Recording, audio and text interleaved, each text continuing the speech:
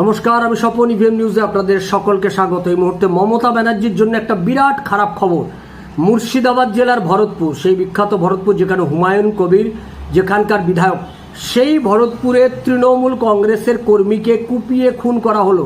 তৃণমূল কংগ্রেসের কর্মী ষষ্ঠী ঘোষ, তাকে একদল লোক নৃশংসভাবে হত্যা করেছে। তৃণমূল কংগ্রেসের ষষ্ঠী ঘোষ ওই অঞ্চলের তৃণমূলের দাপুটে নেতা।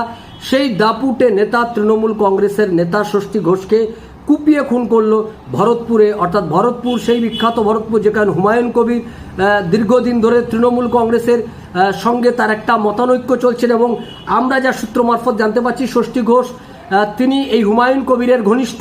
সেই হুমায়ুন কবিরের ঘনিষ্ঠ ষষ্ঠী ঘোষকে এইভাবে নৃশংসভাবে কে বা কারা কুপিয়ে খুন করেছে এখনও পর্যন্ত খবর না পাওয়া গেলেও সূত্র মারফত যা জানা যাচ্ছে যে দলীয় অন্তর্কোন্দল, এবং সেক্ষেত্রে দুজনকে পুলিশ এখনও পর্যন্ত গ্রেপ্তার করেছে। তবে এর পেছনে বড় কোনো মাথা আছে বলে মনে করা হচ্ছে। সেই বড় মাথাকে শেষ পর্যন্ত পুলিশ তাদের গ্রেপ্তার করতে পারবে কিনা।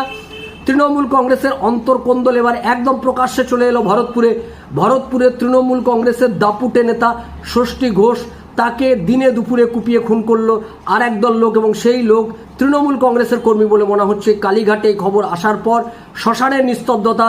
তৃণমূল কংগ্রেসের নেত্রী মমতা ব্যানার্জি দ্রুত তিনি বলেছেন যে কে বা কারা ষষ্ঠীকে খুন করেছে সেই ব্যাপারে পুলিশ যেন তাদেরকে গ্রেপ্তার করে, তাদের ব্যাপারে বড় পদক্ষেপ নেয়। এ ব্যাপারে কাউকেই ছাড়া হবে না। মমতা ব্যানার্জি এরকম একটা বার্তা মুর্শিদাবাদ জেলা তৃণমূল কংগ্রেসকে বলেছেন, এবং সেখানকার নেতা অপূর্বকে বলেছেন, এবং বাকি নেতৃত্ব যারা রয়েছেন তাদেরকেও বলেছেন যে এই ব্যাপারে যেন পুলিশ কড়া পদক্ষেপ নেয়। ষষ্ঠী ঘোষকে কে খুন করলো তাদেরকে ধরে যথোপযুক্ত যেন ব্যবস্থা করে। অর্থাৎ মুর্শিদাবাদে ভরতপুরে তৃণমূল কংগ্রেসের গোষ্ঠীদ্বন্দ্ব যে প্রকট হয়েছে, এটা কিন্তু তার একটা বড় প্রমাণ।